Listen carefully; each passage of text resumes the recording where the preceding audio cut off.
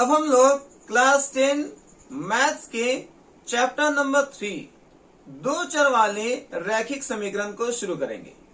और आज के क्लास में बेसिकली आपको ग्राफ बनाने के लिए बताया जाएगा। आज हम लोग बेसिकली ग्राफ पर फोकस करेंगे जो आपको बोर्ड एग्जाम में पूछे जाते हैं। तो आइए अपने चैप्टर को स्टार्ट करते हैं। एक्सरसाइज 3.1 का क्वेश्चन नंबर 1। क्वेश्चन नंबर 1 में कहता है कि आफताब अपनी बेटी से कहता है, आफताब जो है अपनी बेटी से कहता है, क्या कहता है कि 7 वर्ष पूर्व, मतलब आज से 7 साल पहले की बात है ये, आज से 7 साल पहले मैं तुमसे 7 गुने आयु का था। मतलब आज से 7 साल पहले मैं तुमसे 7 गुनी बड़ा था। मतलब उस वक्त जो तुम्हारा एज था और मेरा जो एज था, मैं तुमसे 7 गुनी बड़ा था। ये कब की बात है? आज से 7 साल पूर्व, 7 साल पहले की बात है। फिर एक और सिचुएशन देता है, कहता है कि अब से 3 वर्ष बाद, ये कब की बात हो रही है? 3 वर्ष बाद, 3 साल बाद मैं तुमसे केवल 3 गुनी आयु का रह जाऊंगा। आज से 3 साल बाद मैं तुमसे केवल 3 गुनी बड़ा रह जाऊंगा। तो आइए इस सिचुएशन को हम लोग कैसे इक्वेशन में बदलते हैं, पहले उसको सीख लेते हैं। तो सबसे पहले आपको दोनों का वर्तमान एज, अभी का एज मान लेना पड़ेगा। ठीक है, दोनों का, आफताब का भी और उसकी बेटी का भी, दोनों का पहले वर्तमान एज, अभी का एज आपको मान लेना है। और उसके बाद जो सिचुएशन में दिया गया था उसके हिसाब से समीकरण बनाएंगे। तो आइए इस क्वेश्चन को हम लोग स्टार्ट करते हैं। इस क्वेश्चन में एक आफताब आया है और उसकी बेटी, दोनों का वर्तमान एज आपको मान लेना है। तो लिखेंगे माना कि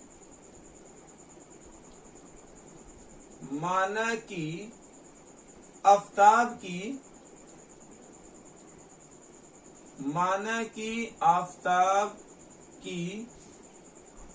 वर्तमान आयु, देखिए वर्तमान आयु मतलब होता है अभी का एज। वर्तमान आयु बराबर जो है x वर्ष है। अब वर्तमान आयु क्या मान चुके हैं? x वर्ष, मतलब अभी वो x वर्ष का है।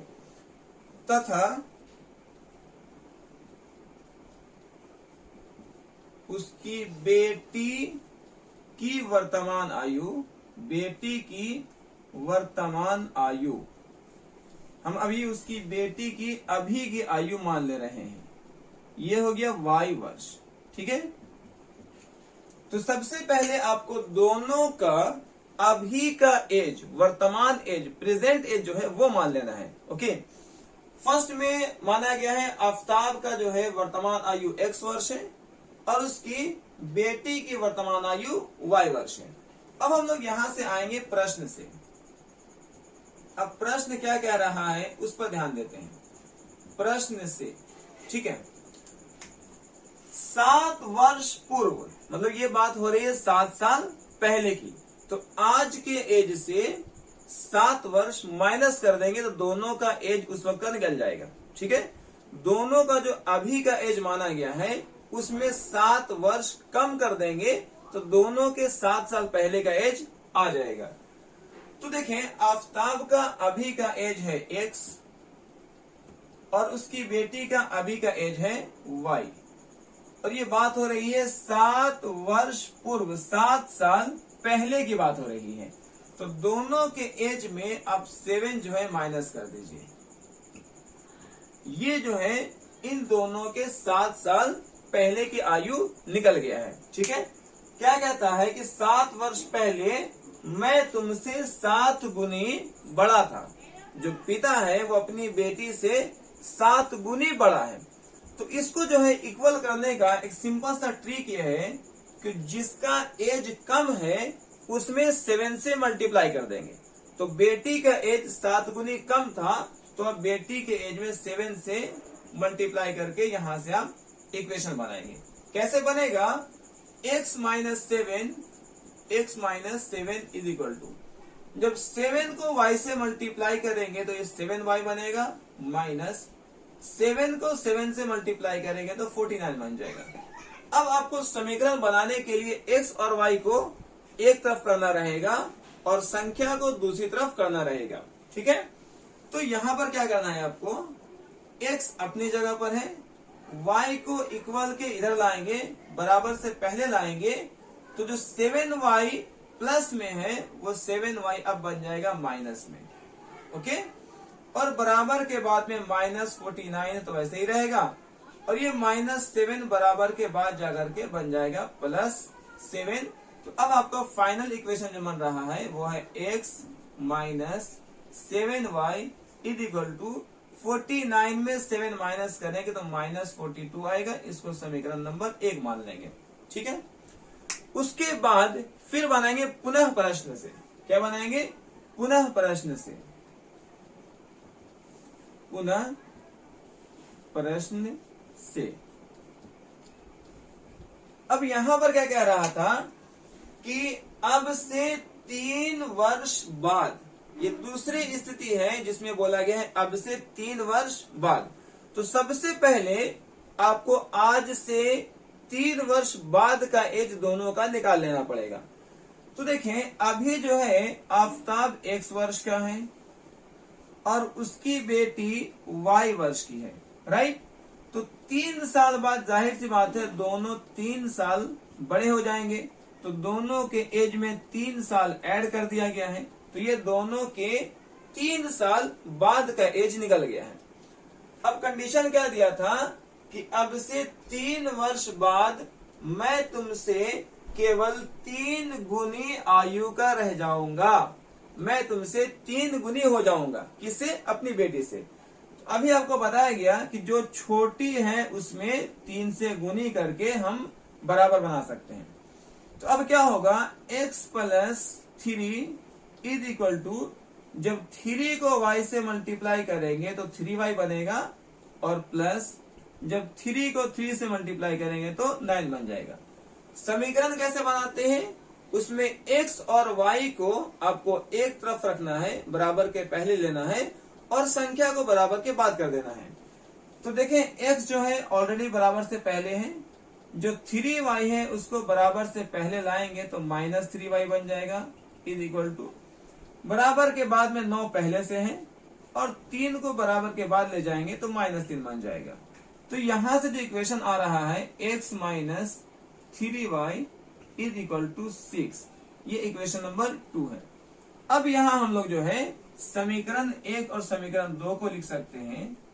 समीकरण 1 तथा 2 क्या क्या बना है आपका? समीकरण 1 है x minus 7y, x minus 7y is equal to -42, इसको हम लोग समीकरण नंबर 1 मानेंगे। और एक और बनाए हैं हम लोग x minus 3y is equal to 6, ये समीकरण नंबर 2 बन गया है। आपके क्वेश्चन में कह रहा था कि इस स्थिति को बीजगणितीय और ग्राफीय रूप में व्यक्त करना है। तो हम लोगों ने बीजगणितीय रूप में व्यक्त कर लिया है। तो इस क्वेश्चन का फर्स्ट पार्ट हम लोग कंप्लीट कर चुके हैं। अब यहाँ जो है आप स्क्रीनशॉट कर लें। अब यहाँ से ग्राफ बनाने के लिए आपको बताया जाएगा। हमारे पास 2 समीकरण आ चुके हैं, समीकरण नंबर 1, समीकरण नंबर 2। इस समीकरण से जो है आपको x और y के अलग अलग मान निकालने हैं। तो आइए अपने जो है पहले वाले समीकरण को हल करते हैं। आपको दिया हुआ है x minus 7y is equal to -42। तो इसको आप लिखेंगे x इज इक्वल टू -42 और -7 जो है बराबर के दूसरी तरफ आकर के बन जाएगा +7।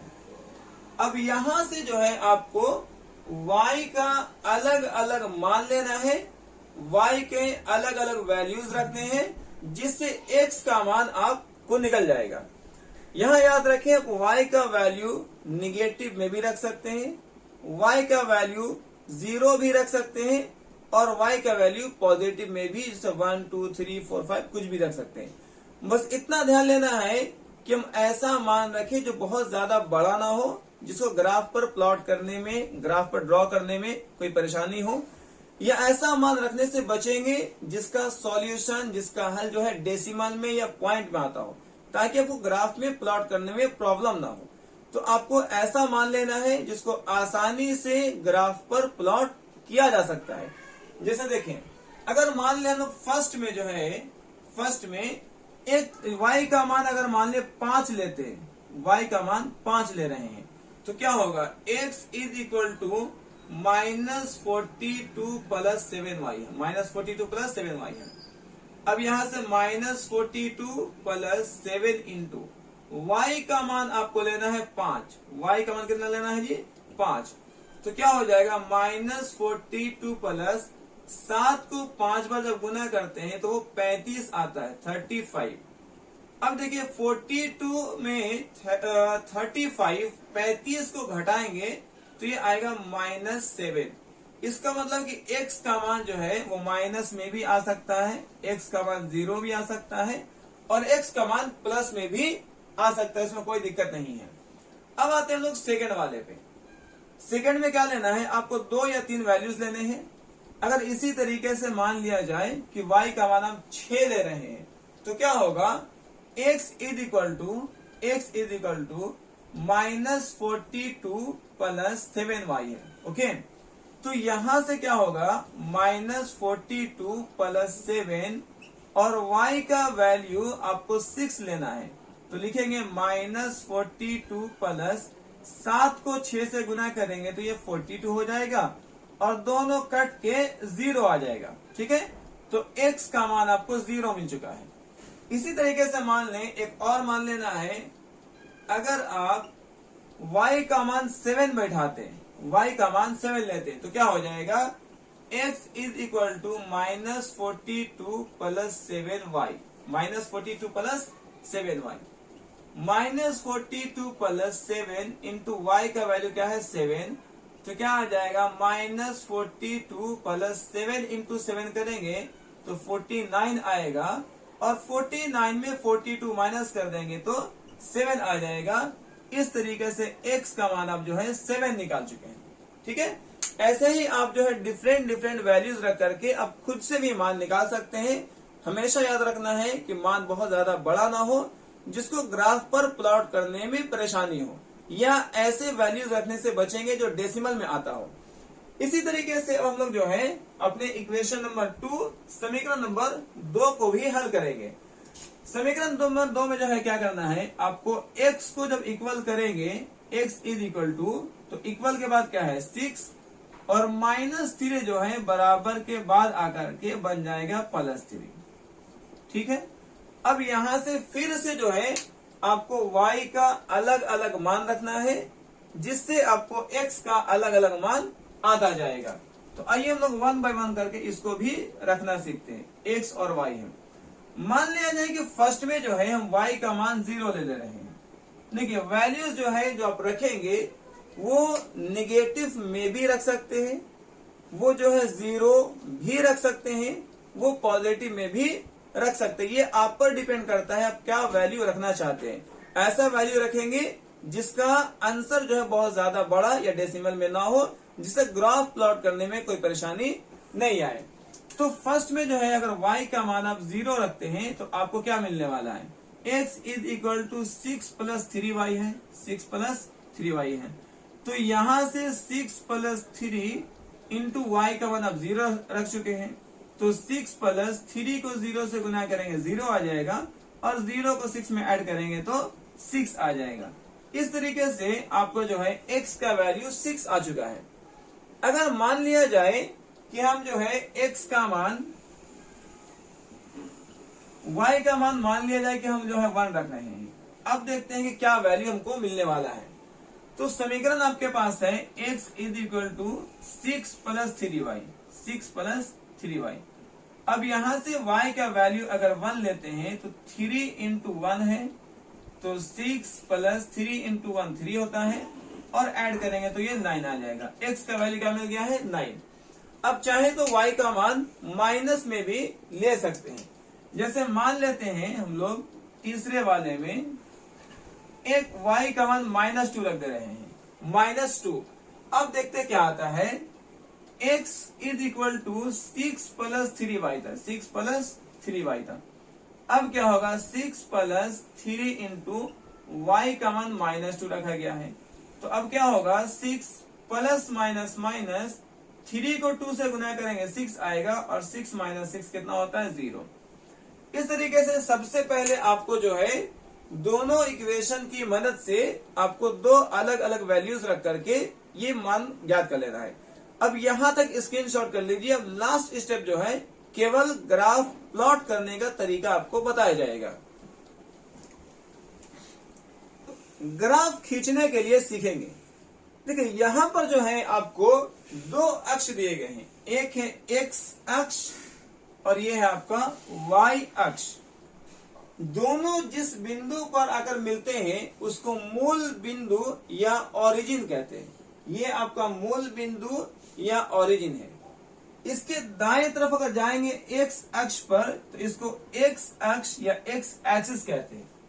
मूल बिंदु से अगर दाईं तरफ आप जाएंगे x वाले अक्ष पर तो इसका नाम है x अक्ष या x एक्सिस।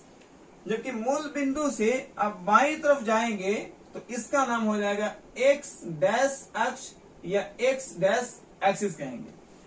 तो दाएं तरफ वाले को हम लोग x अक्ष कहते हैं और बाईं तरफ वाले को x डैश अक्ष या x डैश एक्सिस कहते हैं।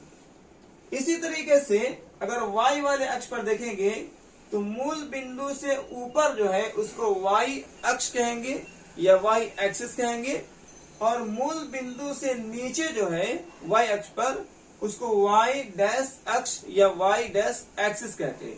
तो पहले ये चीज क्लियर हो गया कि x अक्ष और x डैश अक्ष में क्या फर्क है। x अक्ष होगा मूल बिंदु से दाईं ओर जो कि प्लस में लिया जाएगा, इसमें सारे वैल्यूज आपको प्लस में लिए गए हैं, और x डैश अक्ष जो है ये मूल बिंदु से बाईं ओर x अक्ष पर है जिसका नाम है x डैश अक्ष, और ये जो है सारे वैल्यूज यहाँ माइनस में लिए गए हैं। इसी तरीके से अगर आप देखते हैं कि y अक्ष जो है वो मूल बिंदु से ऊपर के डायरेक्शन में है, ठीक है, y अक्ष या y एक्सिस, और इसमें सारे वैल्यूज जो है वो आपको प्लस में लिए गए हैं। सिमिलरली अगर आप देखेंगे मूल बिंदु से नीचे y अक्ष पर तो इसको y डैश अक्ष या y डैश एक्सिस कहेंगे, और इसमें सारे वैल्यूज आपको माइनस में लिए जाएंगे। इसी तरीके से हर ग्राफ में आपको पहले x अक्ष, x डैश अक्ष, y अक्ष और y डैश अक्ष मान लेना है। x अक्ष को प्लस में लेना है, x डैश को माइनस में लेना है, y अक्ष को प्लस में लेना है और y डैश अक्ष को माइनस में लेना है। अब हम लोग यहां से ग्राफ प्लॉट करने के लिए शुरू करते हैं। सबसे पहले आपको x का -7 लेना है। x का -7 बताना है कहां पर है। तो देखिए ये है आपका x का माइनस वाला वैल्यू, और x का -7 जो है आपको यहां पर आ रहा है। ये पॉइंट जो है आपका x का -7 बन रहा है, ठीक है। x का -1, -2, -3, -4, -5, -6 एंड -7 यहाँ पर है। इसके सामने जो है आपको y का 5 लेना है, और y का 5 प्लस में है तो ये ऊपर जाएगा। तो यहां से जो है अगर आप 5 ऊपर जाएंगे इसके सामने में तो आपको ये एक पॉइंट मिलेगा। ये पॉइंट हो जाएगा x का -7 है, आपको पहले x अक्ष पर आना है -7, और यहां से y का 5 है तो ये 5 प्लस में है। ऊपर में जाएंगे कितना पॉइंट, 5 पॉइंट जाएंगे तो यहां मिलेगा, और यहां पर जो आपको पहले लिखना है x वाला वैल्यू -7 और फिर y वाला वैल्यू 5, ठीक है। ये आपको फर्स्ट पॉइंट हो चुका है। सेकेंड पॉइंट लेना है x का 0। देखिए x का 0 यहां पर आएगा, ये x का 0 है, और इससे अब जो है y पर चलना है। y पर आपको प्लस में 6 जाना है। जब प्लस में हो तो ऊपर जाएंगे और माइनस में हो तो नीचे आएंगे। तो y का प्लस में 6 जाना है तो यहां से 1 2 3 4 5 6 ये आपको पॉइंट जो है ये मिल गया है x का 0 और y का +6। यहाँ पर जो है क्या लिखेंगे, पहले हमेशा x वाले को लिखते हैं, तो x है 0 और y है 6।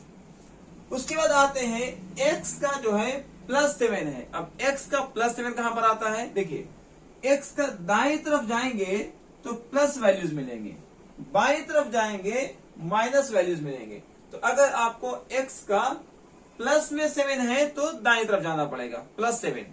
तो यहां से देखिए 1 2 3 4 5 6 एंड 7, ये यहां पर आया है x का क्या 7, और यहां से y का +7 जाना है, y का +7। तो यहां से प्लस में मतलब ऊपर जाना है, कितना 7 टाइम जाना है। तो यहां से जब ऊपर 7 टाइम जाएंगे तो ये आपको ये पॉइंट मिलेगा यहां पर, और ये पॉइंट जो है y का +7 के सामने है, y का +7। तो यहां पर लिख लेंगे, पहले x वाले को लिखेंगे हमेशा, x का 7 और y का 7। अब यहां से आपको क्या करना है, आपको इस तीनों पॉइंट, ये वाला पॉइंट, ये वाला पॉइंट और ये वाले पॉइंट, तीनों को एक लाइन में हम लोग मिला देंगे, ठीक है। अब जो है इसी तरीके से हम लोग सेकेंड वाला समीकरण को भी पहले पॉइंट आउट कर लेते हैं। कैसे पॉइंट आउट करेंगे, आपको फर्स्ट में x का 6 जाना है। देखिए ध्यान से समझेंगे, प्लस माइनस में गलती नहीं करना है, देखना है कि x का +6 है तो ये मूल बिंदु से दाईं तरफ होगा। x का +6 जो है मूल बिंदु से दाईं ओर होगा, तो मूल बिंदु यहां पर है और यहां से दाईं ओर बढ़ना है, कितना टाइम 6 टाइम। तो यहां से देखें 1 2 3 4 5 6, ये यहां पर आया, राइट, x का +6। और y का 0 है, जब y का 0 हो तो आप वहीं पर रह जाएंगे, कि यहीं पर एक पॉइंट बन गया।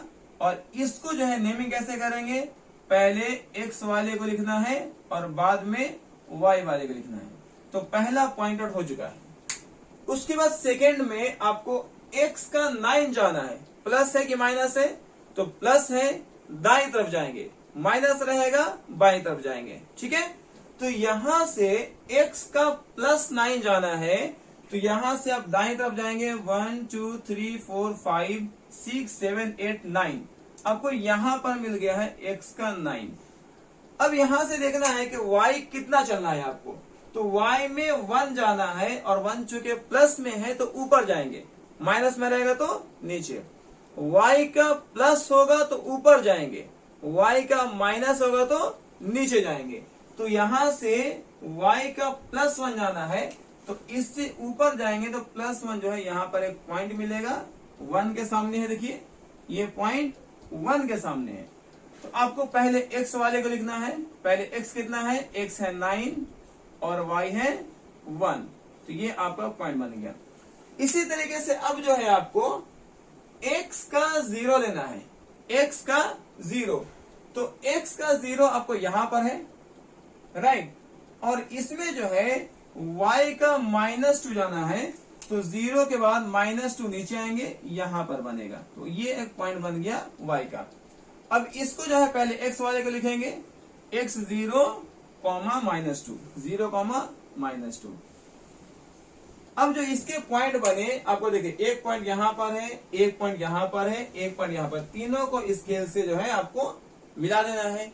इसी तरीके समीकरण 1 में एक पॉइंट यहां पर है आपको, दूसरा पॉइंट यहां पर है और तीसरा पॉइंट यहां पर है, इसको मिला देंगे, यही आपका ग्राफ बन जाएगा। तो पहले इतना को जो है आप स्क्रीनशॉट कर लीजिए। हम लोग जो है इक्वेशन नंबर 1 और इक्वेशन नंबर 2 के तीनों पॉइंट्स को स्केल की सहायता से मिला चुके हैं। यहाँ पर देखेंगे तो इक्वेशन नंबर 1 में आपको 3 पॉइंट्स आए थे, तीनों पॉइंट को एक स्केल की सहायता से मिला लेना है और इस लाइन पर इक्वेशन आपको लिख देना है। सेम जो है आप इक्वेशन नंबर 2 में करेंगे, जो आपके पॉइंट्स बने थे उन पॉइंट्स को एक स्केल की सहायता से आपको एक लाइन ड्रॉ कर लेना है और उसमें आपको इक्वेशन जो है वो लिख देना है। बस इतना ही काम ग्राफ में आपको करना है। उम्मीद है कि आपको क्वेश्चन नंबर 1 जो है अच्छे से समझ आ गया होगा। आप इसका स्क्रीनशॉट कर लीजिए। अब हम लोग एक्सरसाइज 3.1 का क्वेश्चन नंबर 2 को पढ़ेंगे।